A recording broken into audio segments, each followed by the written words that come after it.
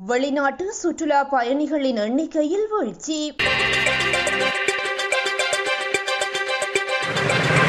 2026 ஜூலை மாதத்தில் இலங்கைக்கு வருகை தந்த வெளிநாட்டு சுற்றுலா பயணிகளின் எண்ணிக்கையில் சிறியளவு வீழ்ச்சி பதிவாகியுள்ளதாக இலங்கை சுற்றுலா அபிவிருத்தி அதிகார சபை தெரிவித்துள்ளது.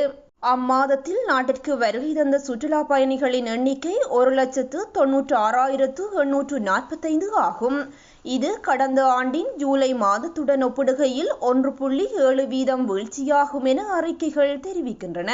புதிய தரவுகளின்படி ஜூலை மாதத்தில் அதிக அளவிலான சுற்றுலா பயணிகள் இந்தியாவிலிருந்தே வருகை தந்துள்ளனர். அந்த எண்ணிக்கை 44,547 ஆகும்.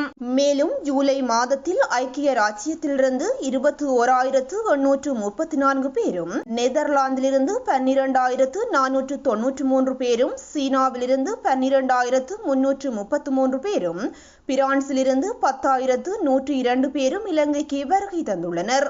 இதன்படி 2026 ஜனவரி 1 முதல் ஜூலை 31 வரை நாட்டிற்கு வருகை தந்த ஒட்டுமொத்த சுற்றுலா பயணிகளின் எண்ணிக்கை 13,43,418 ஆக பதிவாகியுள்ளது.